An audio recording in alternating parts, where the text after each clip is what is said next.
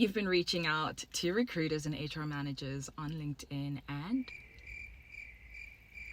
baby, this video is for you. Hi, I'm Cam, I'm your corporate auntie. So today I'm going to teach you guys on how to use one of the greatest platforms when it comes to corporate networking, which is LinkedIn, and just do a bit of a deep dive in terms of some of the strategies you can actually use to yield results. Before you even think of reaching out to the relevant people, you need to make sure that you have a profile that speaks the language that they're literally looking for. For those who don't know, LinkedIn is very pretentious. So you kind of got to be pretentious too. Baby, when you're in Rome, you do what the Romans do. That means selling yourself in such a way that it puts your best foot forward. I'm not going to teach you guys on how to set up a LinkedIn profile. I think there's enough resources on the internet for that. What I'm going to cover is your heading, because that's what people see when you connect with them and they want to get to know you more. Before you think of, hey, let me network, make sure that you're someone who's worth networking with. Okay? Because like attracts like. If you don't know how to go about it, search your job title, find the top 3 people who come up, and you kind of want to emulate what their profile looks like. I just want to focus on the networking part, so I'm not going to delve too much in the profile. I'm going to use a case study of a university student who once called me and said, hey, I'm finishing in 6 months. How do I go about it? What I first told her to do is I asked her to flesh out the industry that she wants to be in. And I think this will still apply if you're in a professional setting and you're like, okay, this is the next step in my career. Firstly, know what the next step is. Know what industry you want that next step is, right? That's 2. 3, know gateway industries. And I'll give you an example. A lot of you guys want to get into finance, which is great, but sometimes finance is a very difficult industry to get into.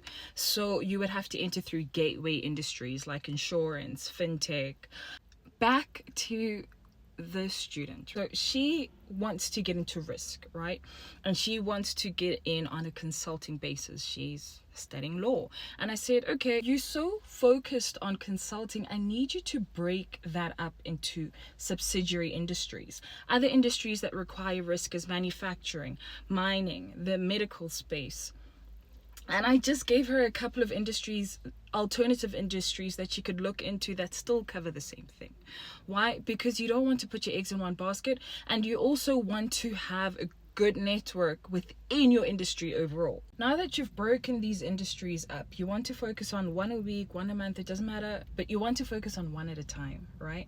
And then you go onto a platform like Google or ChatGPT where you say, give me a list of 20 companies within the space in Joburg or whatever area you're in. That's very important. Cool. The next step is approach 3 key people. Number 1, the HR manager in that organization. Sometimes they have specialized HR managers that deal with different departments, but HR manager nonetheless is the first person you want to be in contact with and connecting with. Number 2, the hiring manager. So think of your dream position, like the next position that you're looking at getting into, and then look at the hiring manager, or at least somebody who is a decision maker within that space. And then 3, most importantly, the title that you want. So a lawyer, I'm just going to use a risk lawyer. You're going to select that specific title within the organization, or at least find the titles within that band. The one thing I love most about LinkedIn is people are so pompous and they're so eager to say, I've taken the next step. So the reason why I say follow the person who is technically your next title is because sometimes they're not going to advertise it. Sometimes they're going to take that title to a recruiter. So it's very important for you to follow that person, because that means that there's a vacancy. Chances of that vacancy being filled in within 4 weeks is slim to none.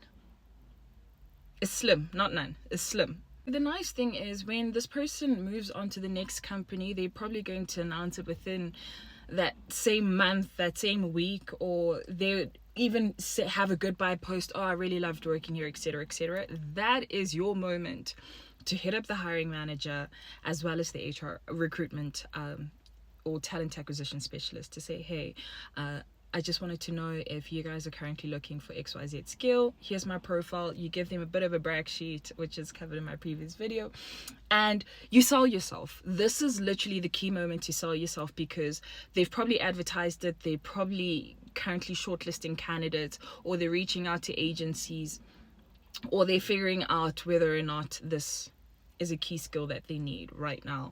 So that's the first thing you want to do, but there are quite a few more strategies. I'm already so deep in this one, but I will definitely post another video to tell you how to actually nurture the relationships that you have in LinkedIn. This is just very surface level and just quite introductory, and I will definitely be building up in this so that you guys can get the most out of your LinkedIn accounts.